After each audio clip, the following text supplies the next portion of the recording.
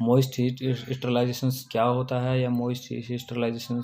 में क्या क्या चीज़ें होती हैं, क्या क्या प्रोसेस होते हैं, वो सारी चीज़ें आज बताई गई हैं। तो सबसे पहले हम अपनी वीडियो को स्टार्ट करते हैं कि मॉइस्ट हीट स्टरलाइजेशन।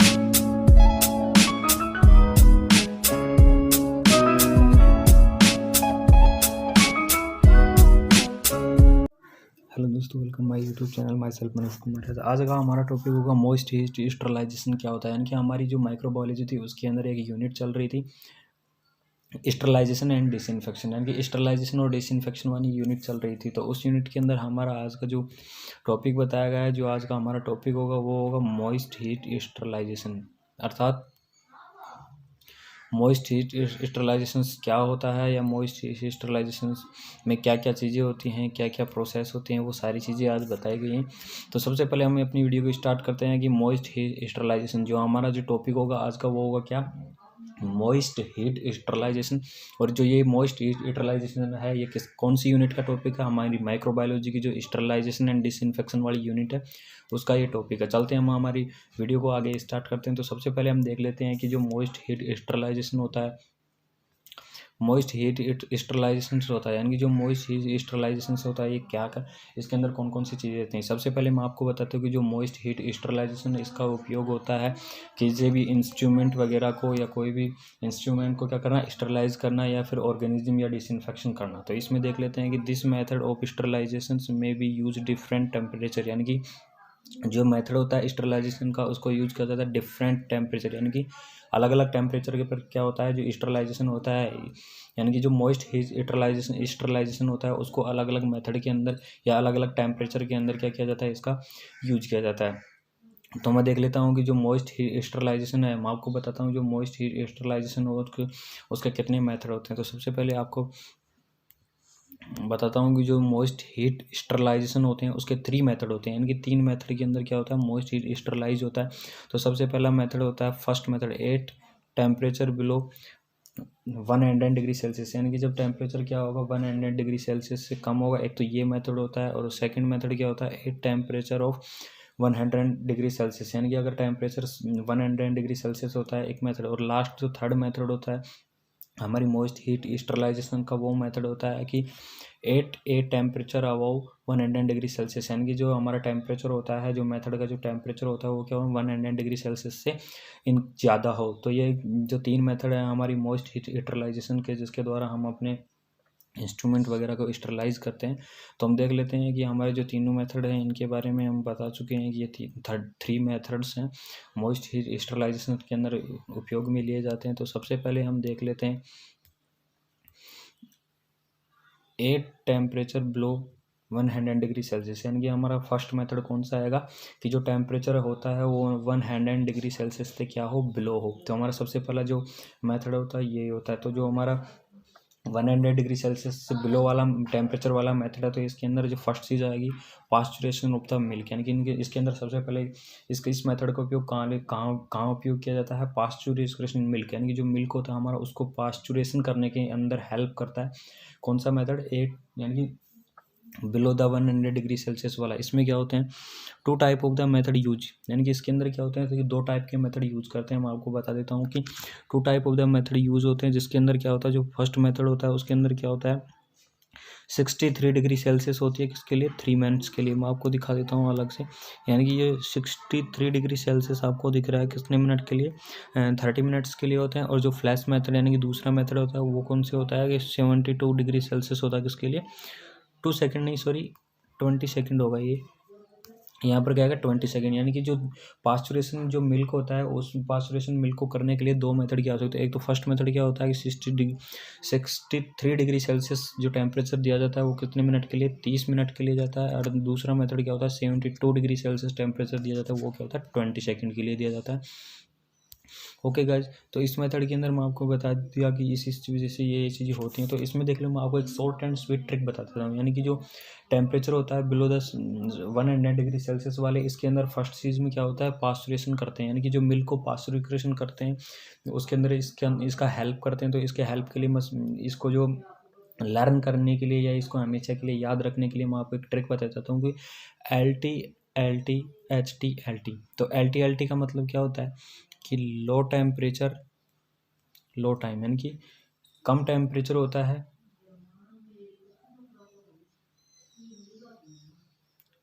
कम तो टेम्परेचर होता है, और एच टी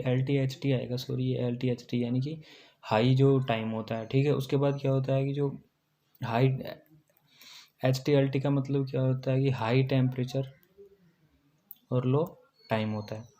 ओके गाइस, तो ये ट्रिक थी। इन ट्रिक के आधार पर हम क्या करेंगे, जो पहली प्रोसेस थी पास्चुरेशन ऑफ द मिल्क की, इसको हम याद रखेंगे या इसको हम देखेंगे। तो हम देख लेते हैं कि फर्स्ट है L T H T, sorry ये कौन सी थी, एल टी एच टी थी। ओके, तो इसमें देख लेंगे कि लॉन्ग टेम्परेचर यानी कि low temperature long time in this method, यानी कि इस मेथड के अंदर क्या होता है, लो टेम्परेचर यानी कि कम मात्रा में टेम्परेचर होता है, एंड लॉन्ग टाइम लंबे समय तक होता है। We should heat the milk, यानी कि हम क्या करेंगे, मिल्क को हीट देंगे, या फिर जो हमारा मिल्क होता है उसको हीटेड करेंगे। कब तक करेंगे, 63 डिग्री सेल्सियस फॉर 30 मिनट, यानी कि जो 30 मिनट के लिए क्या करेंगे, हमारे मिल्क को क्या करेंगे, हीट देते रहेंगे। और जो हीट होगा वो क्या होगा, 63 डिग्री सेल्सियस टेम्परेचर के ऊपर क्या करेंगे, हमारे मिल्क को हीट देंगे। और this method is commonly use in the milk bank, यानी कि इस मेथड का जो यूज़ होता है वो मेनली कहाँ पर लिया जाता है, मिल्क बैंक के अंदर लिया जाता है, जहाँ पर बहुत ज़्यादा मिल्क इकट्ठा किया जाता है और वहाँ से उन्हें डिस्ट्रीब्यूट किया जाता है। तो वहाँ पर क्या किया जाता है, जो मिल्क को पास्चुराइजेशन करने के लिए मिल्क बैंक के अंदर इसका महत्वपूर्ण यूज लिया जाता है। और इसके अंदर सबसे मेन इंपॉर्टेंट ध्यान रखने की चीज़ यही है कि इसका जो टेम्परेचर होता है वो 63 डिग्री सेल्सियस होता है, कितने मिनट के लिए, 30 मिनट के लिए। ओके गाइस, उसके बाद देख लेते हैं जो अगली चीज़ आती है एच टी एल टी, यानी कि जो हाई टेम्परेचर होता है लो टाइम होता है। इसके अंदर क्या चीज़ देख लेते हैं कि high temperature low time in this method use, यानी कि इस मेथड के अंदर क्या होता है कि हाई तो temperature and low time use लिया जाता है। और हीट द मिल्क, और मिल्क जो हमारे मिल्क होता है उसको हीट किया जाता है कितने डिग्री सेल्सियस पर, 72 डिग्री सेल्सियस पर, और 20 सेकेंड के लिए, यानी कि 72 डिग्री सेल्सियस पर 20 सेकेंड के लिए हमारा जो मिल्क होता है उसको हीट किया जाता है। This method commonly use in the commercial business, यानी इस मेथड का यूज़ कहाँ पर लिया जाता है, जैसे कोई बिजनेस करता है या फिर जो मिल्क का बहुत बड़ा बिजनेस वगैरह करता है, तो उसके अंदर क्या करता है, इसका यूज लिया जाता है। And need very specialise instrument, और इस प्रकार का जो मेथड होता है यानी एस टी एल टी वाला, जिसके अंदर हाई टेम्परेचर लो टाइम, इसके अंदर क्या होता है, बहुत ही स्पेसिफिक जो इंस्ट्रूमेंट वगैरह होते हैं या फिर कोई उपकरण वगैरह होते हैं, उनकी क्या होती है, आवश्यकता होती है। उसके बाद देख लेते हैं जो हमारा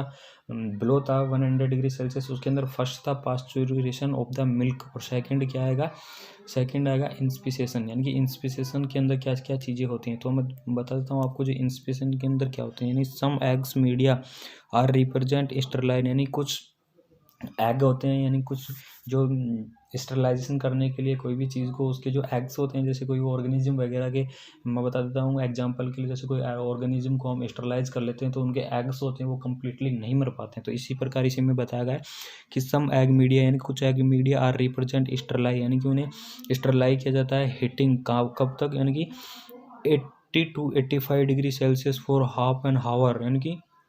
80 to 85 डिग्री सेल्सियस टेम्परेचर दिया जाता है। कब तक दिया जाता है, हाफ एन हावर, यानी कि लगभग 30 मिनट तक उनको किया जाता है, 80 से 85 डिग्री सेल्सियस का टेम्परेचर दिया जाता है। और this process of the sterilisation inspiration, यानी ये स्टरलाइजेशन के इस प्रोसेस को हम क्या कहते हैं, इंस्पिरेशन के नाम से जानते हैं। ओके गाइस, तो हमारा जो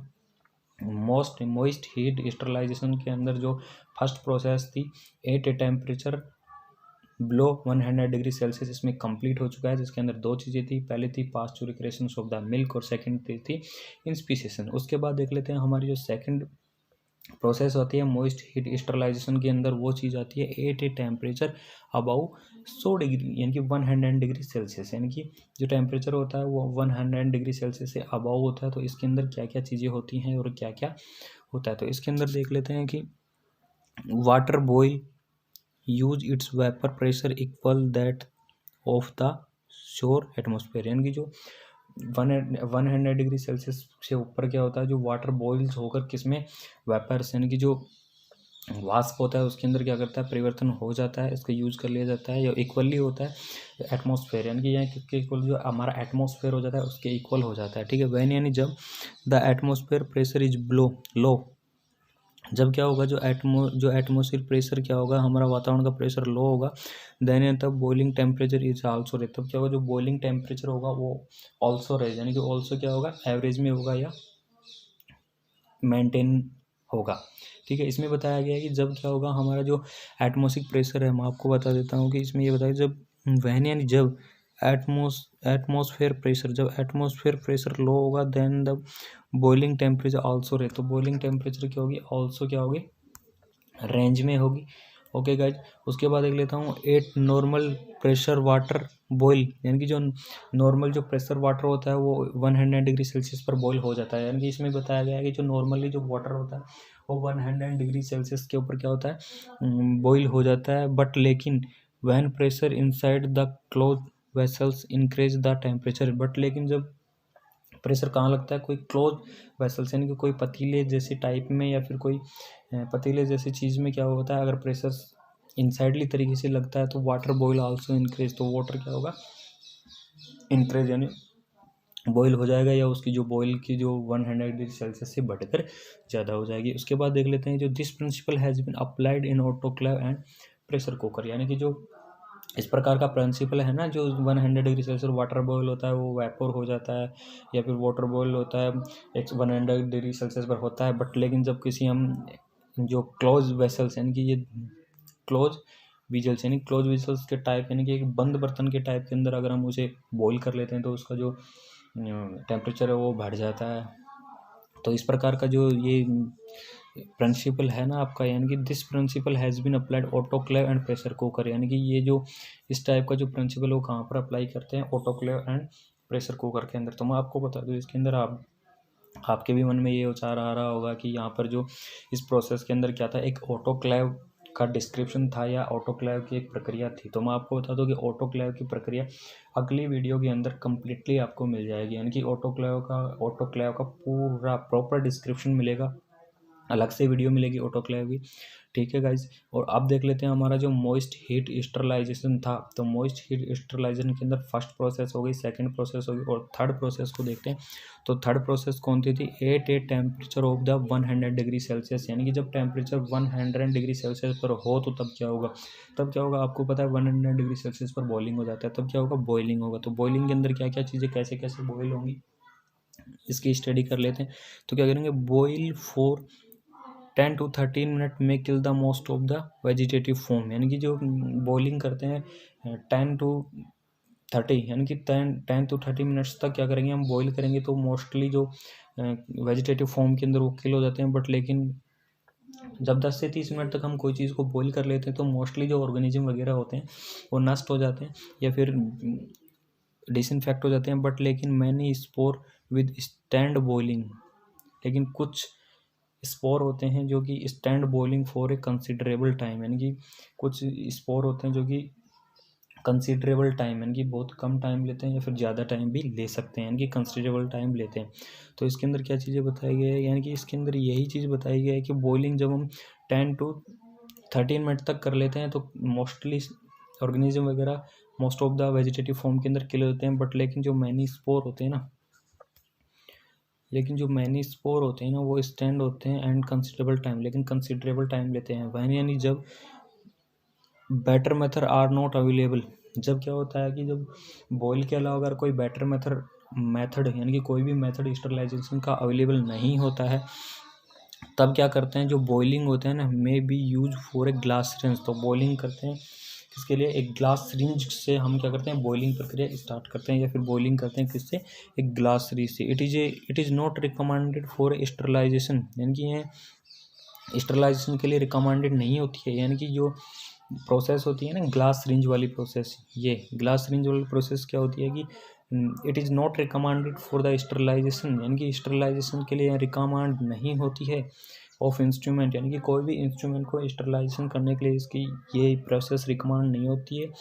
use for a surgical process, इसका ओनली कहाँ पर उपयोग किया जाता है, सर्जिकल प्रोसेस के अंदर इसका यूज किया जाता है। ओके गाइज, अगर आपको इस वीडियो के अंदर कुछ समझ में नहीं आया तो हमें कमेंट बॉक्स में बता दीजिए, हम आपको दोबारा से इसकी डिस्क्रिप्शन या उनको समझा देंगे। और बाकी जो हमारी ऑटोक्लेव वाली जो प्रोसेस थी पूरी कम्प्लीटली ऑटोक्लेव की प्रोसेस के अंदर एक अलग वीडियो के अंदर आएगी। ओके गाइज, हमारी वीडियो को आज हम यहीं पर स्टॉप करते हैं।